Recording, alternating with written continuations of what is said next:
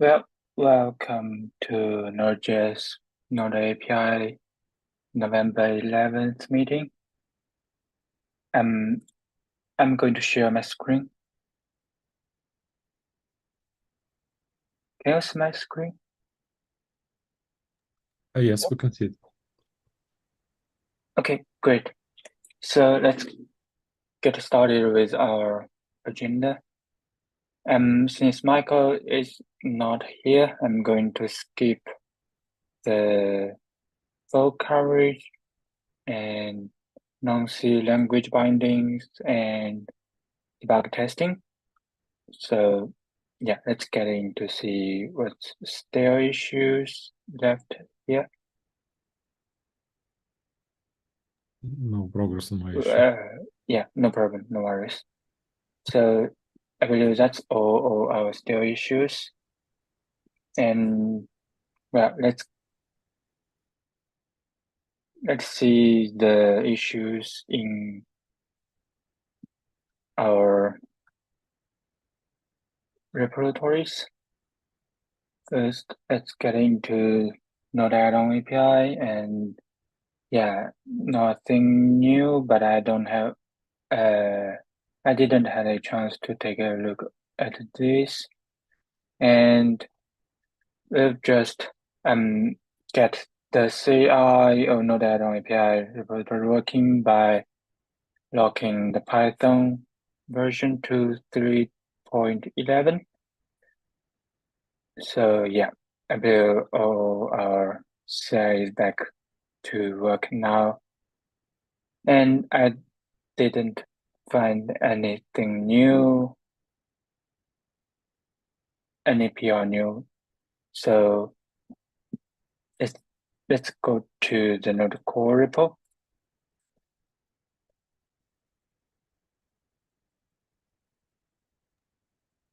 It's very small change, but I don't see why some tests failing here. Like I looked Well, at yeah,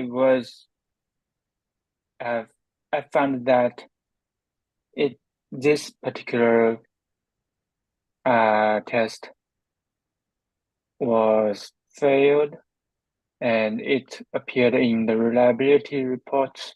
So I would find that it would be a flaky test, but it's rarely happening because you can see we don't have any production in a very long time. So I'm going to resume the CI, and we can um get back on this, maybe open new issue for it. But it. I'm Sorry. but I'm not sure if it is constantly repro reproducing. So yeah, I can create a issue for it.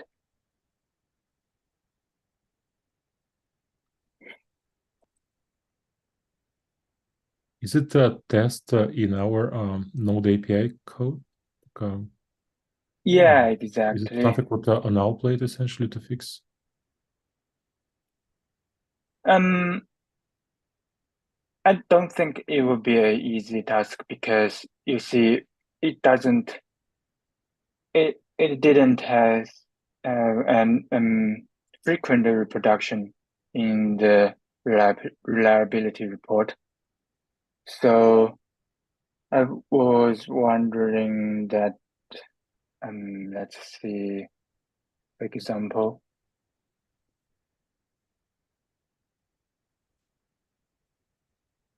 it's reproducing on the AIX machine, and for this particular failure, it also reproduced at the AIX machine. So I'm wondering if it might be related to the this particular type of machine.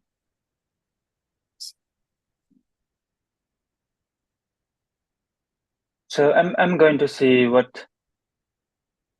how this rerun would behave.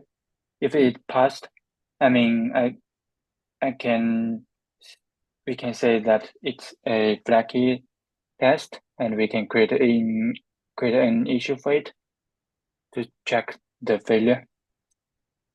Since it's related to the this test is related to finalizers, so it might be tricky to track it down.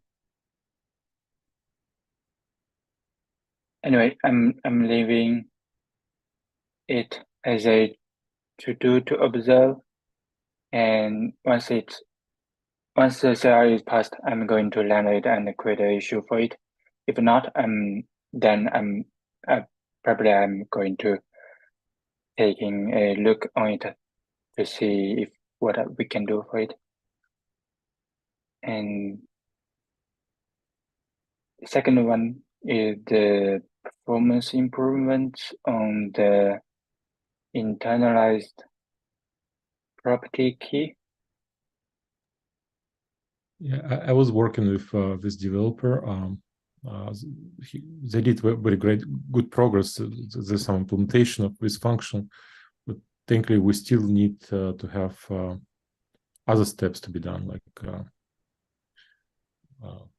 add to API, add unit tests, documentation. Yeah, just commented. Yeah, sounds like a good progress. So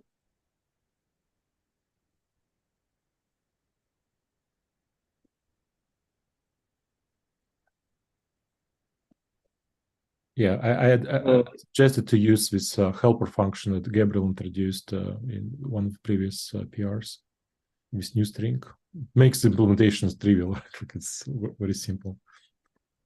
Yeah, I'm referring to this PR from Gabriel where he added his external strings and introduced this helper function.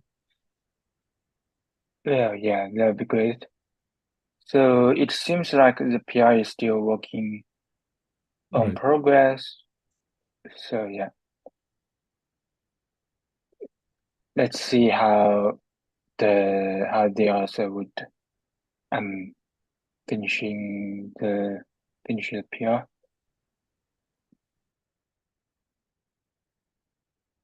And next will be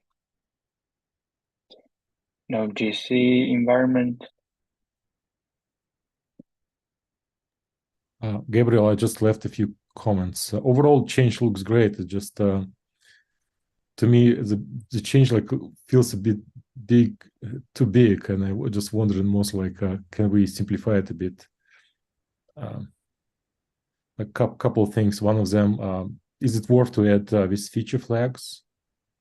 Maybe we just simply use an API experimental and don't use this feature flag at all. I think another comment was about do we really need to have two types of finalizers? I would expect we only need one. Yeah, and also some changes which I believe can be part of different PR altogether. They kind of nice improvements, but the change is already too big. I wonder if we can separate them.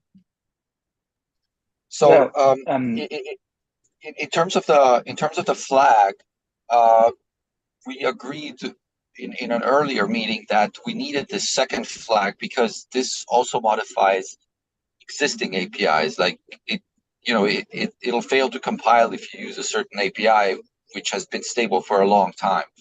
And so that's why the second flag. But okay, I'll take a look and I'll try to break it up into multiple PRs. As for the finalizer, I'm not sure how to do it with one finalizer if it is expected to receive a different kind of parameter, right? And the type, it is important to do the type checking in the finalizer. Otherwise, you get like if the finalizer accepts an API end, then you are free to call all the APIs and you won't notice the failure until you run it. No, my suggestion is actually just if you like to rename it, no, but what if we change existing API finalizer and pass different environment into it? Because I would expect like that we It's also finalizer at should be least. synchronous after that, right? Sorry? I would expect all finalizers supposed to be synchronous right now. Right, right.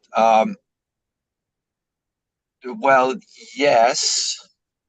Okay, And let you me already think. have logic which, depending if it's experimental, not experimental, makes this this new Node.js environment is pretty much you fall back to an API environment if it's not experimental. So technically, changing type of first parameter in finalizer should be enough.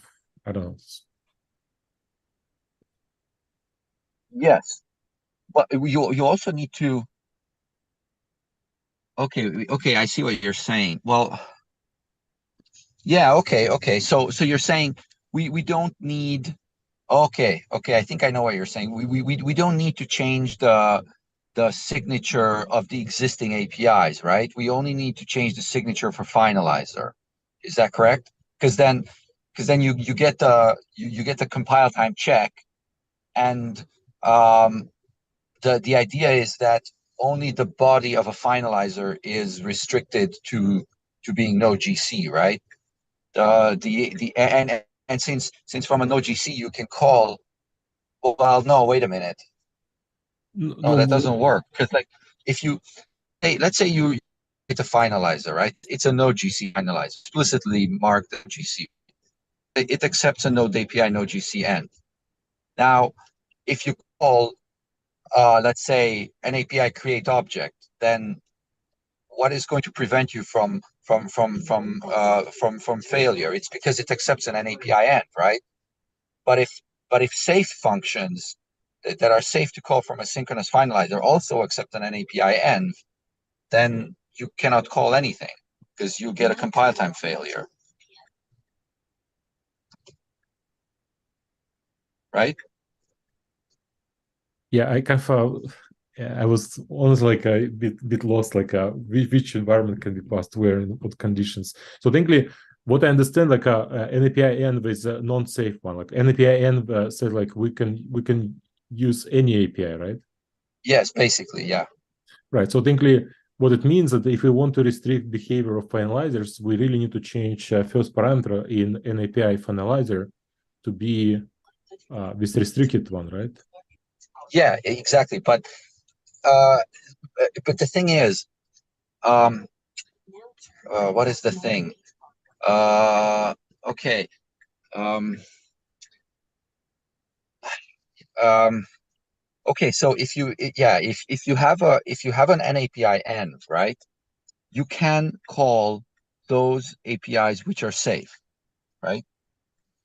Right. But if you have an NAPI env, you can call all APIs. Any one of them is fine, right? But Right. if you have a Node API, Node GC env, then you can only call a subset, right, of Yes. APIs. So the subset of APIs must also be marked with Node API, Node GC env as the first parameter. They must be changed to accept that as the first parameter. Right. So with this comment, what I'm proposing, like, so imagine instead of adding new Node API, Node GC finalize, what if we just change existing NAPI finalize and change first parameter from NAPI env to Node API Node GC env? In that case, how would you pass that to Node API post finalizer? Because the point of Node API post finalizer is that it accepts a function in the body of which you are allowed to call any API. That's why you're posting it, right? So that when it does come around asynchronously, you are able to call any Node API, even though it's a finalizer. So you need to have two kinds. You need to have one finalizer, which is synchronous, which you pass to every existing finalizer, and you have to have a second type of finalizer, which you pass to Node API post finalizer, right? Okay. Which removes the restriction. It still behaves like that's actually the behavior of the classical finalizer, which we had before experimental. So we have to have two kinds of finalizers. Yeah, you're right. That was where my question. Like, I was really kind of hoping that we don't need to do it. Okay, makes sense. Yeah, but that's the only reason we have two. is to pass one to Node API post finalizer. Okay, yeah, that's what. Yeah, cool. It's good answer. Yes, I understand. Yeah, right. I'll still try to simplify it and maybe break it up as much as I can. Or maybe we can and simply stop using an API finalizer there and use something else, like name it differently. I don't know. Sorry, Chandran, I interrupted you. well, yeah, I mean, if we are going to um another approach to break the PR into smaller ones would be breaking the PR into several commits, which is allowed since we can rebase the whole PR onto the main branch. So we don't have to say submit several PRs that we have to spend over time. We just review the commit in a single PR, but we can land it together. So that's an idea to say breaking the change into several small units. Yeah, but I think like for example, we're adding this new check new string args. I think it's not related to main PR theme. Like main PR think it's about no GC in API environment, and I believe while it's kind of useful change, I believe it's totally disconnected. If somebody lately start to investigate some changes, it will be also kind of what's WTF thing, like why PR claims to do one thing while it really changes something else. It's more like okay, that's fair. That's totally fair. Yeah, in fact, I can probably just make that change in a second PR. Yeah, because it is a cleanup. But yeah, it totally can be done in a second PR. I agree. And this new string can be even maybe merged much earlier, like because it's trivial, like you said, it's cleanup. It's probably no brainer to look at it and kind of will cause no breaks, no nothing, no questions. So just Yeah, really makes sense. I Yep. was just suggesting an alternative pattern when we landing a PR containing several commits. So it's just your preference to, let's say, I mean, both approach is both approach are good. So please find your preferred way to do it. So, But Gabriel, it's just suggestion here. Like it's nothing hard. Like otherwise, change looks great. It's I'm happy to do it, and it's a good principle that changes should be orthogonal. And you're right. This cleanup for strings is just that. It's not. It doesn't really have anything to do with the PR. And so yes, it should be separate. I agree completely. thanks. Okay. And what about this feature flag? You said we want because we're changing APIs. Yeah. So if so far, when a developer builds with an API experimental, they expect that it will be just like they didn't build with an API experimental, except new things that they want to try to use, APIs that have not yet been marked stable, will become available at compile time. And so that's why they turn it on, is to check out this new API, and that's it. And then we added to that the second sort of maintenance commitment. We pushed the second maintenance commitment onto the developer, saying if you turn on an API experimental, the behavior of existing APIs might change because you said you're okay with it by saying an API experimental, and the list of changed behaviors is well documented. Now what we're saying is not only these two things, but it won't even compile, let alone behave differently. So like your good old cold call to like an API you've been using for the past 5 years and you haven't touched, and who knows who wrote that, and they've long left the company and whatnot, that will all of a sudden break now because the signature of the function has changed. And so we concluded that that is too much, that is too invasive.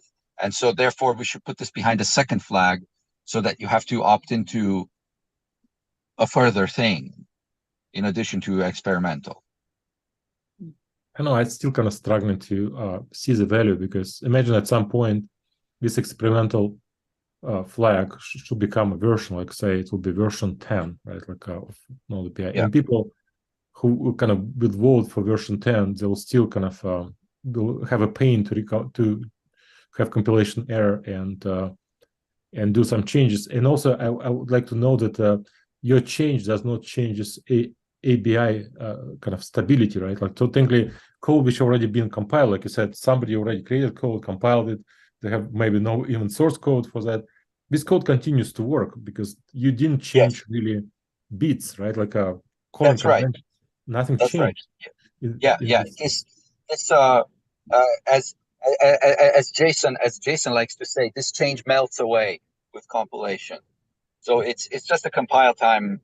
It's basically syntactic sugar that will cause the compiler to throw warnings. But the binary, the API, does not change, right?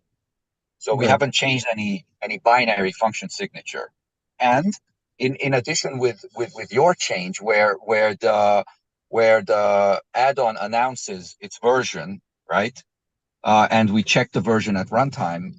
With those two things together, the behavior doesn't change either. So the runtime will say, oh, okay, you want the old-fashioned way. Okay, we're not going to do the GC check, right? So we're not doing the GC check at runtime. And when we load the add-on, the nature of the first parameter is exactly the same as before. So yes, I'm like 100. No, I'm 99.999. Okay, 7 sigma sure that that it's ABI stable. Okay.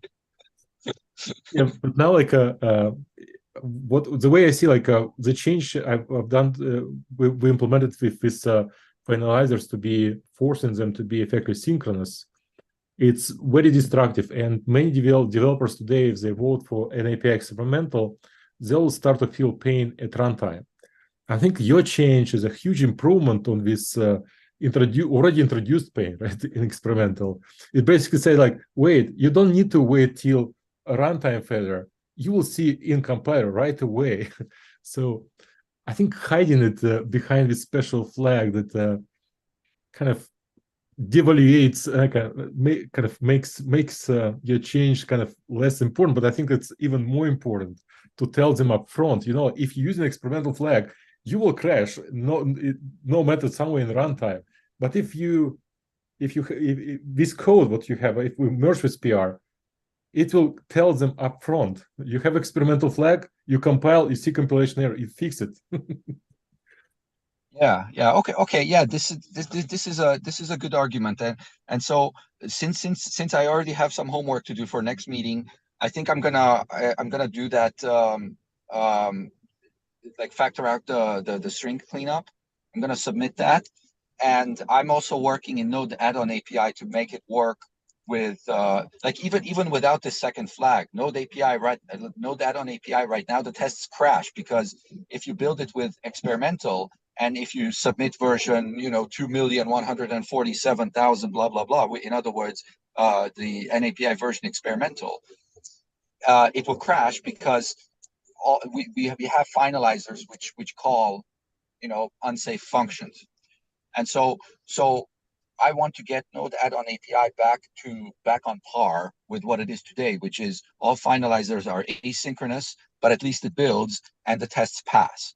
Because right now we are blocked. We cannot release Node add-on API with what we have currently in version 21. It just won't work.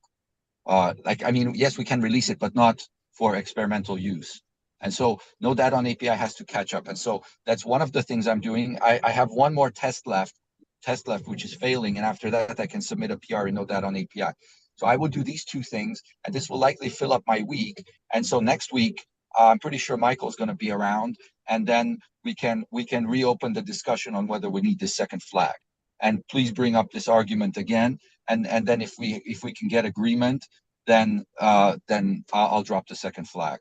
Yeah, makes perfect sense. Is that a good plan? Yeah. Yes. Yeah. All right, cool.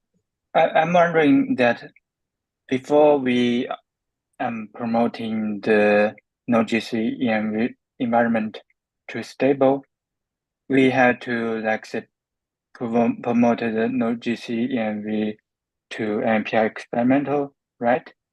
So it needs two stage of promotion to stable. First, it will be need to be promoted to API experimental without a second flag, like say Node-API experimental Node.js env.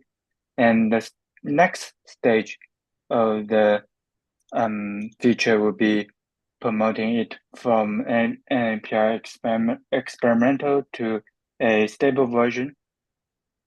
Did I get it correctly?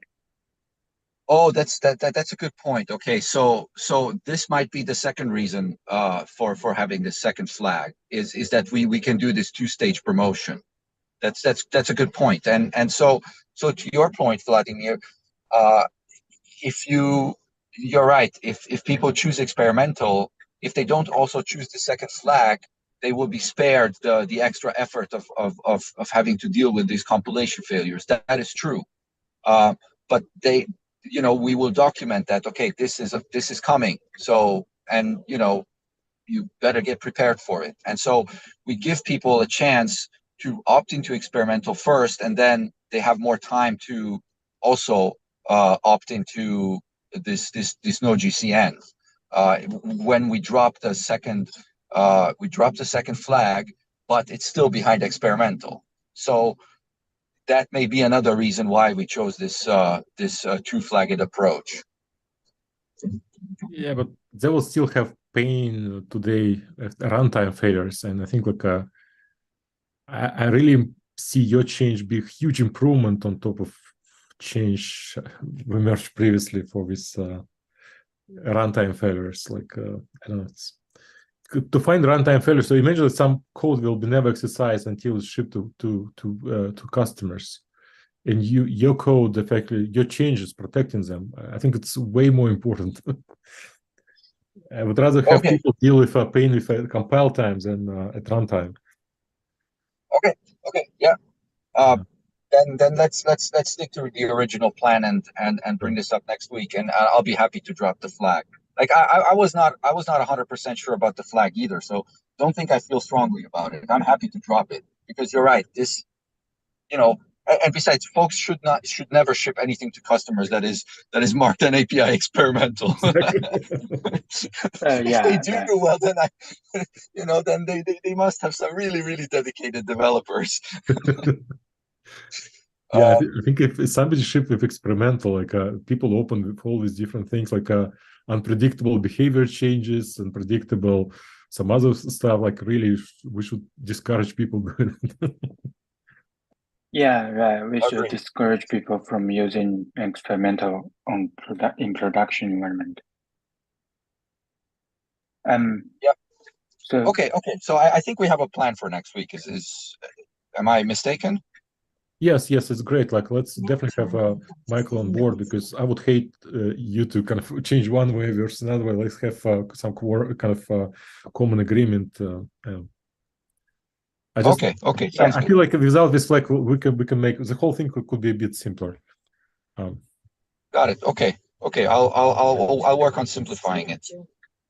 Yeah, but yes, let's wait until maybe Michael comes back, and because if he would insist on the flag, that then again you would have to churn his code one way or another way. Yep. Agreed. Yeah, sounds great. So let's defer this topic to the next week. Okay. Yeah, going back to the change is awesome. list.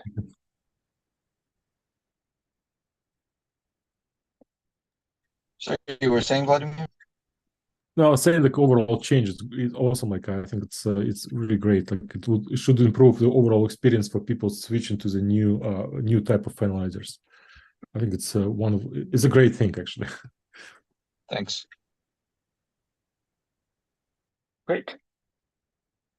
So, do you have any particular PR that you would like to bring up?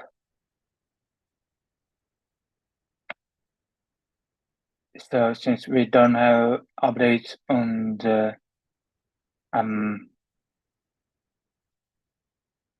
on the Node API PR and issues, I don't think this is um particularly related to Node API, but it's um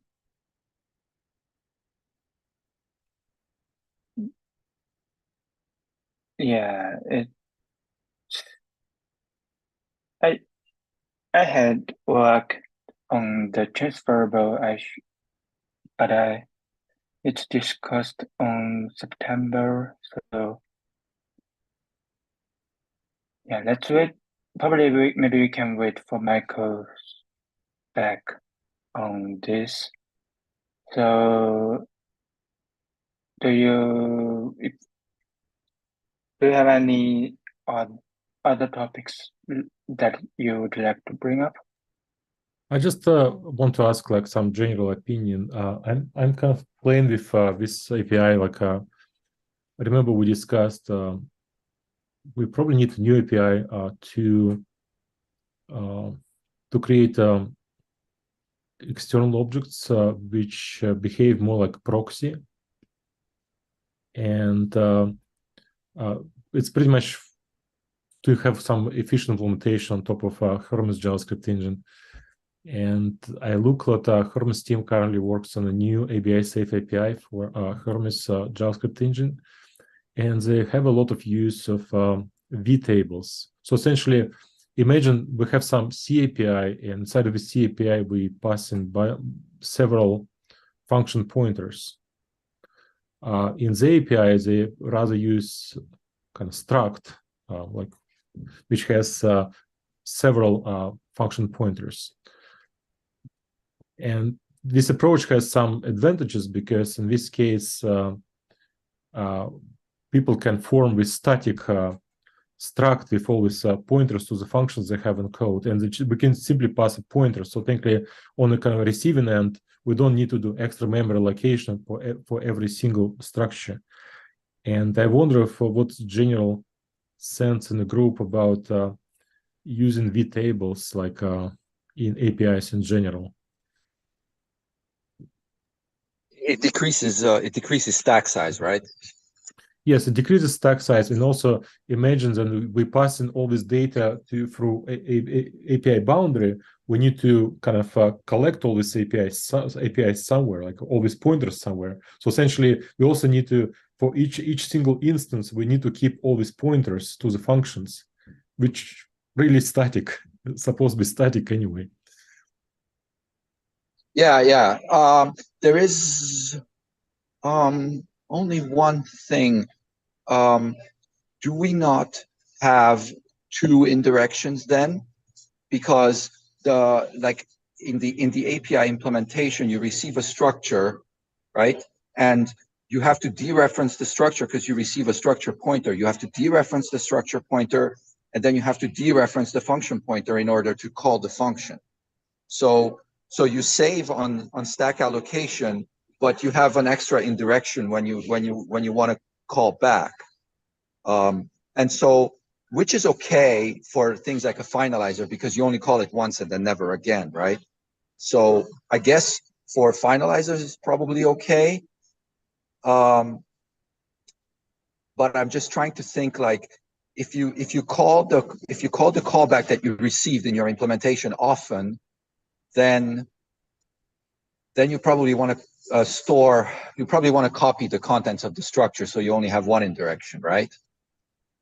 Right, but think about if you copy it, you also increasing Oh yeah, that's right. Because now The you have object now functions. you've made a copy and it's still a pointer, and it's your pointer, not their pointer, but it's still a pointer to a structure. So yeah, you're right. I don't know, Does just does this does this can this be implemented in a API stable pattern? I mean, yes. can it be Oh yeah, implemented that's in another Rust? problem. Yeah, exactly. Yeah, this is a good point you raised, Chengzhong, because I remember add-on add-on loading used to be, past, the add-on exposes this magical structure as a symbol, and then you look for the symbol and you have this structure. And we ran into problems like, okay, the structure has like 3 reserved fields for future, and then it's like, okay, let's use this reserved field for that, and then for the other thing, and so forth. And so it's basically not as good as just having a function pointer, and then you call the function pointer, and that's it. And then you can, because that's essentially an infinite structure, because you can have function pointer v1, function pointer v2, function pointer v3, and you can have as many as you want, and you don't have to worry about, is the structure compatible? So, and how much do you allocate? What is the size of the structure, and so forth? Like, yes, you can solve it with structures, but they tend to be harder to version than function pointers.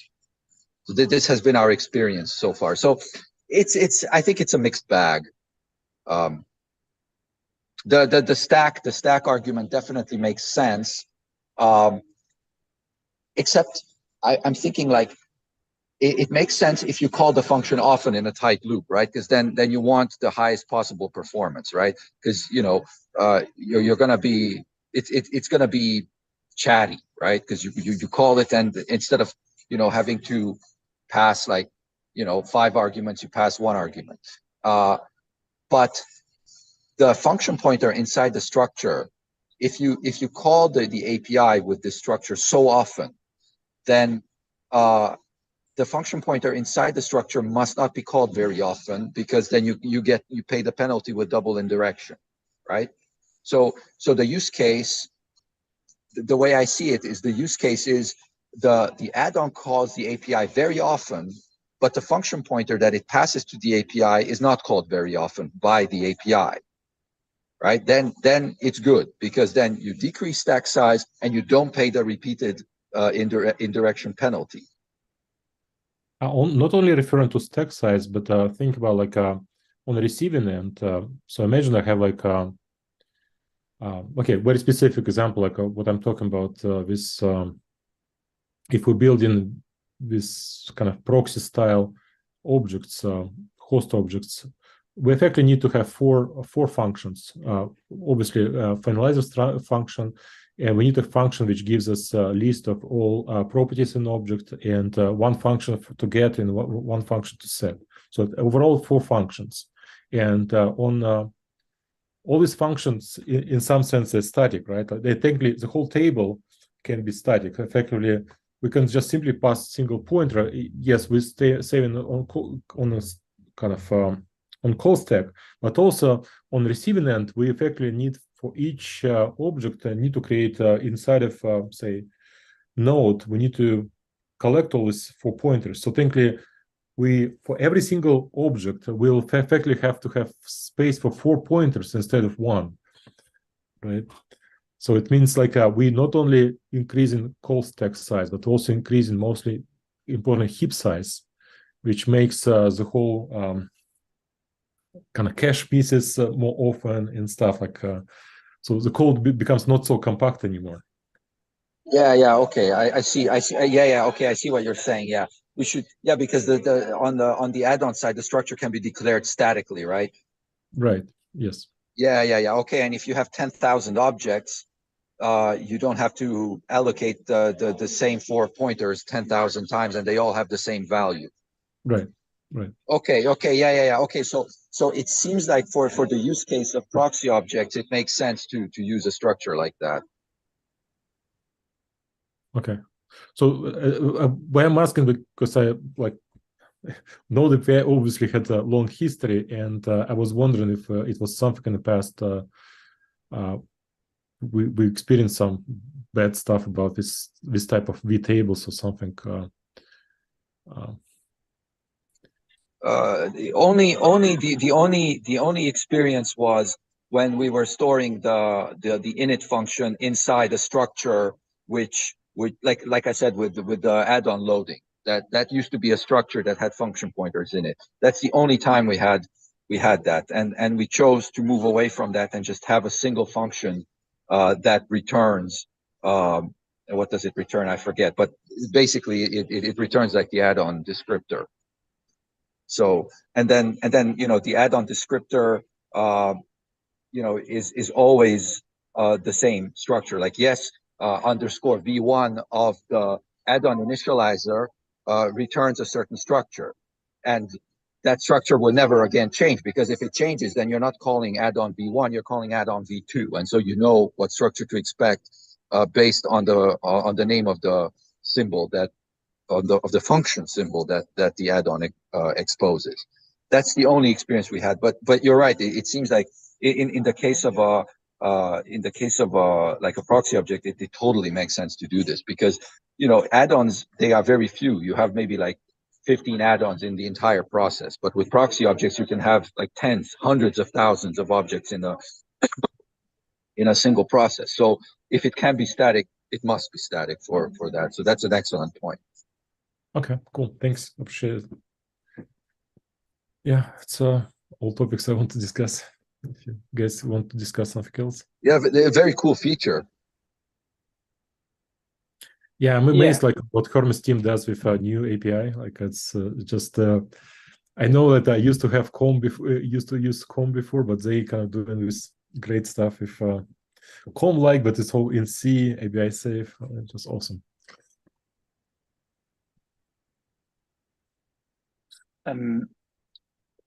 So will you open an issue or something like that, so that we can discuss it on GitHub? Yes, I will. I plan to. I'm currently kind of prototyping. So as soon as I have like something that I like, I'll create PR and we can. Actually, PR. Maybe I'll create an issue first, just to can discuss this API. Yeah, I believe an issue first. We can discuss it before you touch the most hardest part of this problem. Will be great. Okay. Yeah, thank you. Okay, cool. Thank you. So please, before we close the meeting, do we have any other topics that we would like to discuss? I'm good. Great. So let's see you on GitHub. Thank you for joining the call. Bye-bye. See you. Talk till next week. Bye. Bye.